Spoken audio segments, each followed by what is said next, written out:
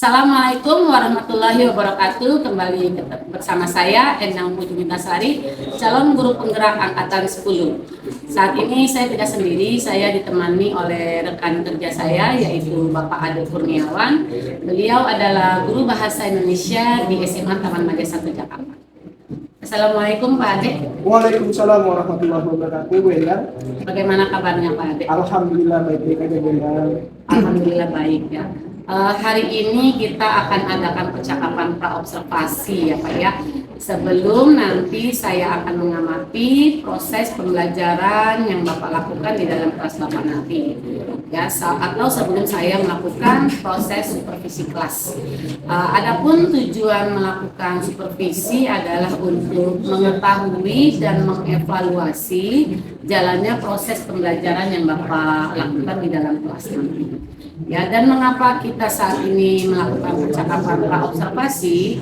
Ya, sebagai persiapan awal sebelum Bapak nanti melakukan kegiatan pembelajaran agar lebih siap dan lebih percaya diri sehingga Bapak bisa memberikan yang terbaik buat murid. Begitu ya Pak ya. Ada beberapa pertanyaan yang akan saya sampaikan kepada Bapak. Yang pertama berkaitan dengan tujuan pembelajaran. Kira-kira apa tujuan pembelajaran yang ingin Bapak capai ketika pembelajaran di kelas nanti?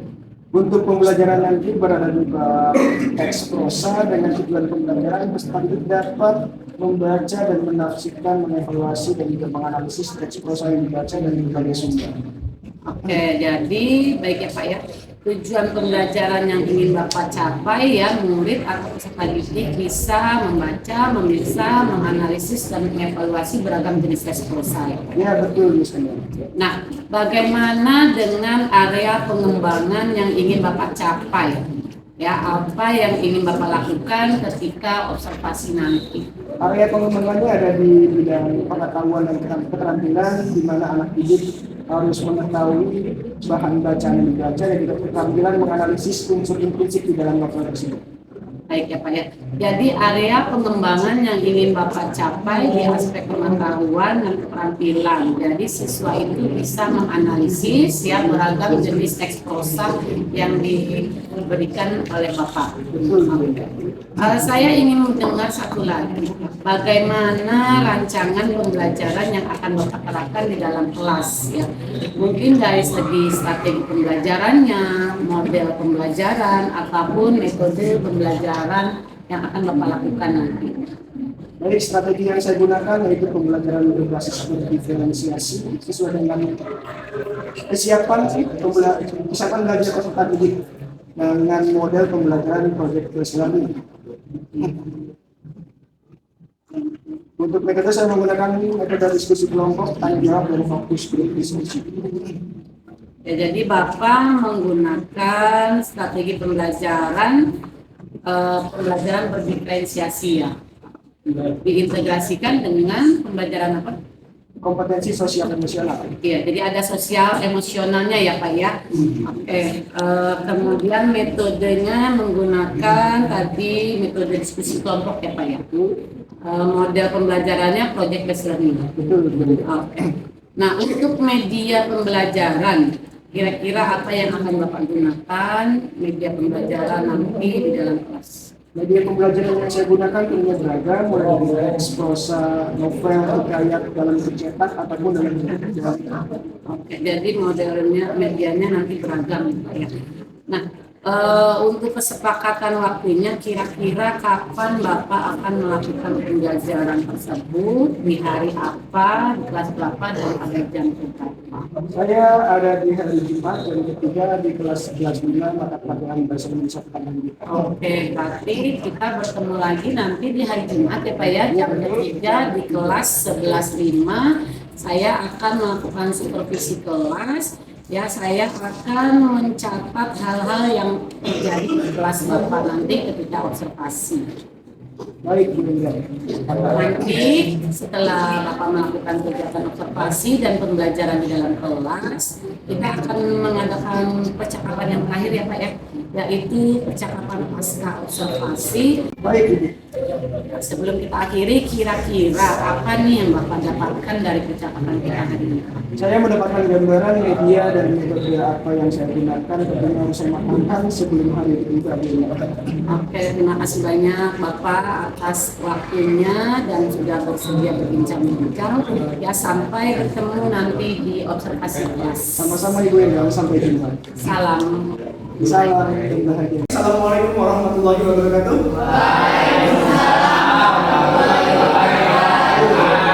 Salam dan bahagia. Bagaimana kabar hari ini? Benar, baik? Apa ada yang sudah tidak baik-baik saja? Baik semua ya? Berarti sudah siap belajar ya? Ketua kelas ada? Ketua kelas mohon pimpin baca doa. Sebelum mulai alangkah baiknya kita terlebih dahulu membaca doa. Doa mulai.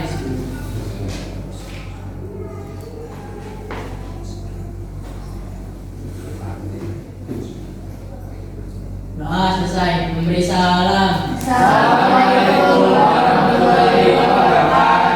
Waalaikumsalam warahmatullahi wabarakatuh. Terima kasih ketua kelas sudah memimpin membaca doa. Semoga pembelajaran hari ini dapat berjalan dengan baik dan ilmunya juga bermanfaat.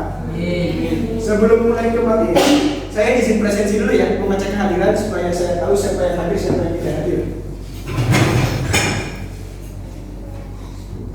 Sekarang tanggal 29 Juli ya. Aisyah Nur Maulidia hadir. Akmal Fikri Maulana hadir.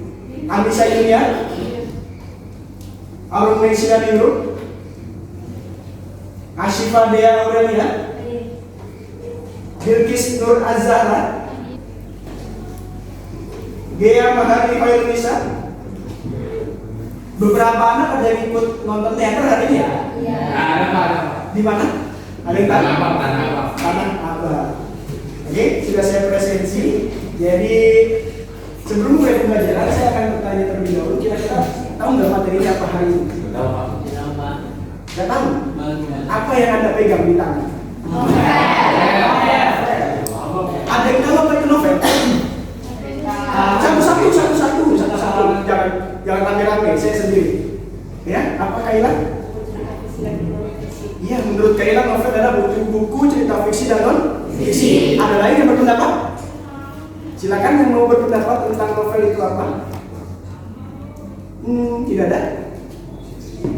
Ada berapa unsur dalam novel? Ada yang tahu? Silakan angkat tangan. Gak ada? Tidak ada? Kaila lagi, silakan. Ada dua, apa aja? Unsur intrinsik dan ekstrinsik. Baik anak-anak, untuk hari ini kita mempelajari novel dengan tujuan pembelajaran kalian dapat membaca dan menafsirkan unsur intrinsik yang di dalam teks prosa tersebut, dalam hal ini novel. Jadi instruksi pertama yang saya perintahkan kepada kalian adalah bacalah novel tersebut dan temukanlah unsur intrinsik di dalamnya. Silakan membaca. Saya kasih waktu sekitar 30 menit untuk membaca novelnya, serap dan pelajari apa yang bisa kalian ambil dari novel tersebut di dalam kehidupan sehari-hari.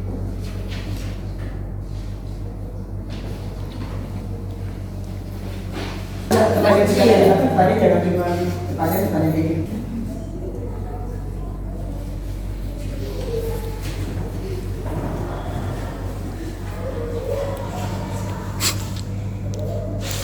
Baik, bagaimana menyenangi bacaan novel masing-masing? Iya. Genrenya beda-beda ya?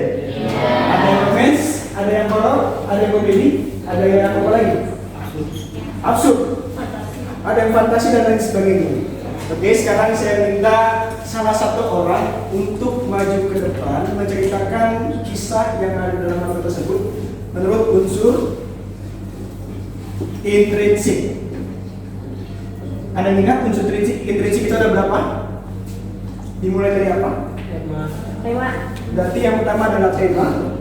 Kedua? Latar. Latar ada berapa? Tiga. Apa aja? Waktu, tempat, dan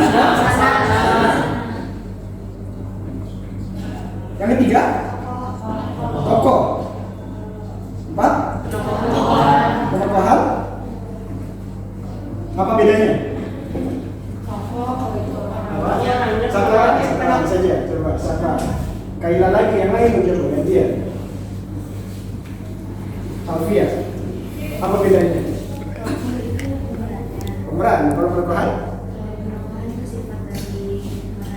Ya betul. Penokohan adalah watak dari tokoh tersebut yang bermain di dalam cerita. Yang kelima, ada yang kelewat sepertinya apa? Alur ada berapa? Ada 3. Apa saja? Campuran. Apa lagi?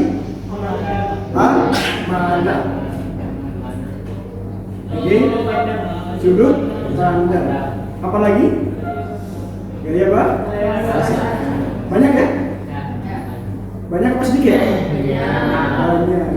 Oke, ada yang bisa menjelaskan unsur-unsur dari novel yang kalian baca? Satu orang silakan. Ya, silakan Kirana. Assalamualaikum warahmatullahi wabarakatuh. Waalaikumsalam warahmatullahi wabarakatuh. Salam dan bahagia semuanya. Jadi di sini saya akan membacakan istri dari novel yang saya baca. Sebelumnya, judul dari novel tersebut adalah Hujan dari karya Terelie. Temanya adalah persahabatan dan cinta. Persahabatannya itu mereka bertemu dari sebuah kejadian yang tak diharapkan oleh mereka, lalu menjadikan mereka sahabat dan akhirnya mereka menikah.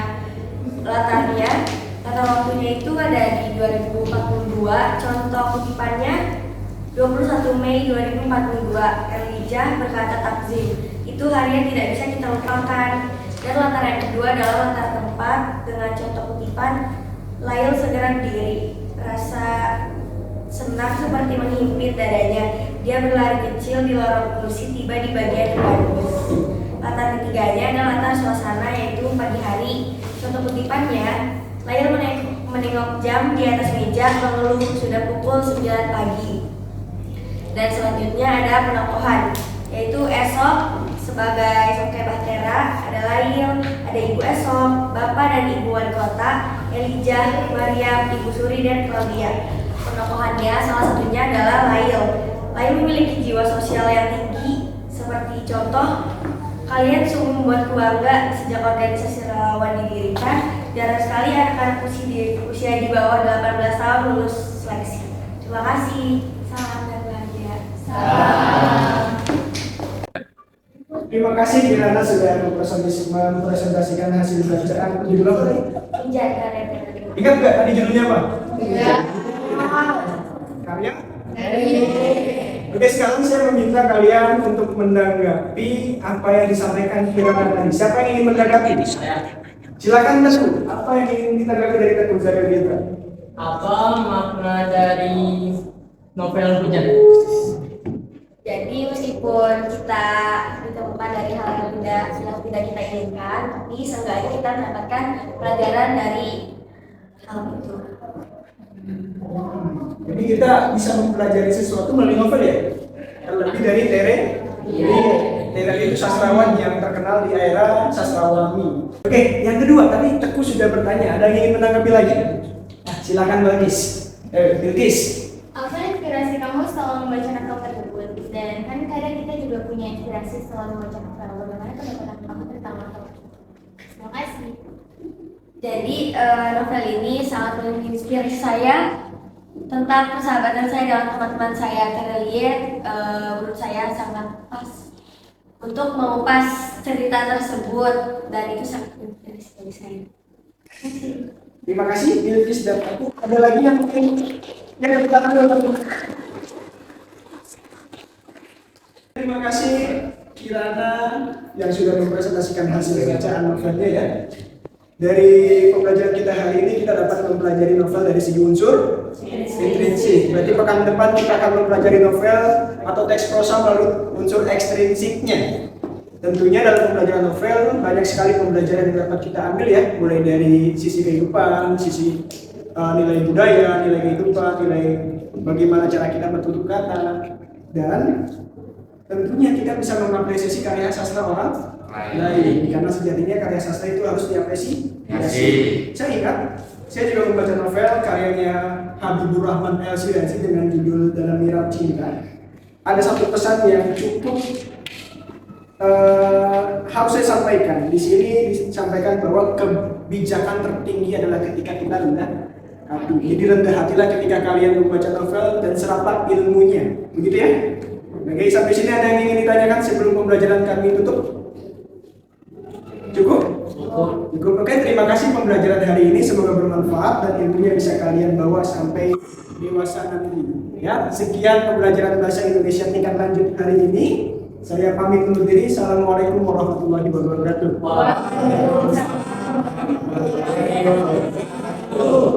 Assalamualaikum warahmatullahi wabarakatuh. Berjumpa kembali dengan saya Enang Pujinita Sari, calon guru penggerak angkatan 10 dari SMA Taman Madya 1 Jakarta pada percakapan pasca observasi. Ya, saat ini saya ditemani dengan Bapak Ade Kurniawan.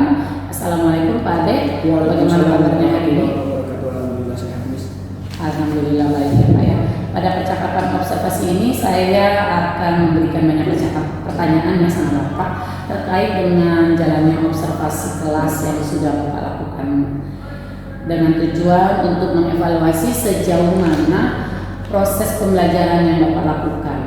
Untuk pertanyaan pertama, saya mau bertanya bagaimana perasaan Bapak terkait berjalannya observasi kelas yang sudah berlangsung. Karena mungkin belum terbiasa ya, mungkin saya merasa tegang, tapi alhamdulillah selanjutnya lebih baik lagi. Ya, alhamdulillah ya Pak ya, semua berjalan dengan baik. Bisa diceritakan area pengembangan apa yang Bapak lakukan di dalam kelas? Ya, tahapan-tahapan pembelajaran apa yang Bapak lakukan di dalam kelas?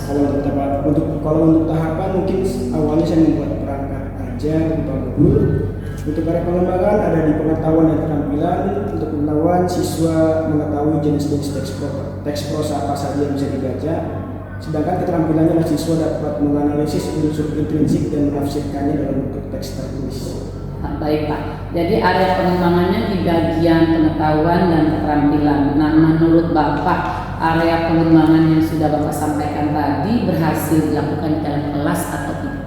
Menurut saya berjalan dengan baik, namun ada beberapa kekurangan yang harus dievaluasi tentunya. Jadi ada kekurangan-kekurangan ya Pak ya, ada kendala-kendala. Nah, kira-kira apa saja kekurangannya dan kendala-kendala yang Bapak hadapi? Kekurangan atau hambatan yang terjadi mungkin juga bisa dialami oleh guru lain juga ya Bu. Masih ada beberapa siswa yang mungkin dia tidak ingin ikut serta dalam proses pembelajaran. Artinya tersebut siswa kurang aktif, baik, seperti itu. Jadi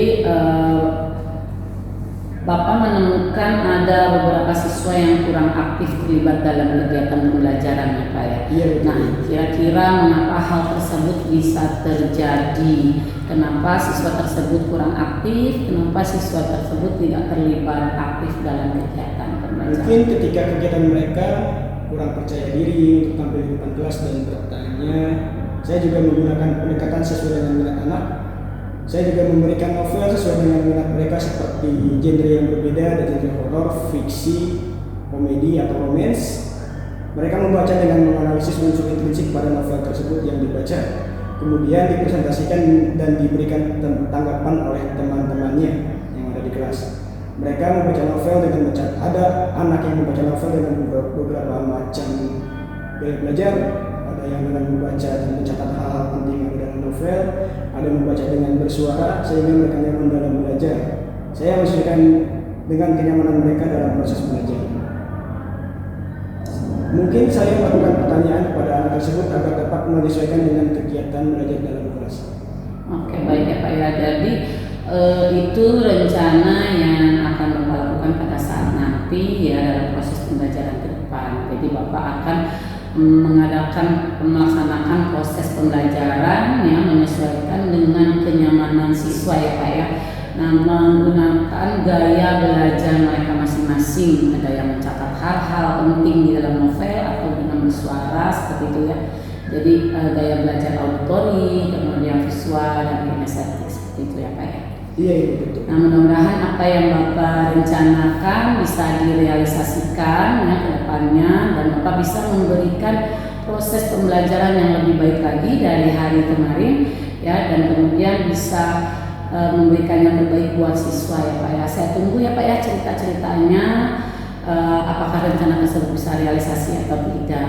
Nah kira-kira nih kapan Bapak akan melaksanakan perubahan dengan rencana tersebut? Mungkin untuk waktu yang lebih tepatnya saya belum bisa memastikan ya Bu. Tentunya insya Allah akan saya lakukan secepatnya.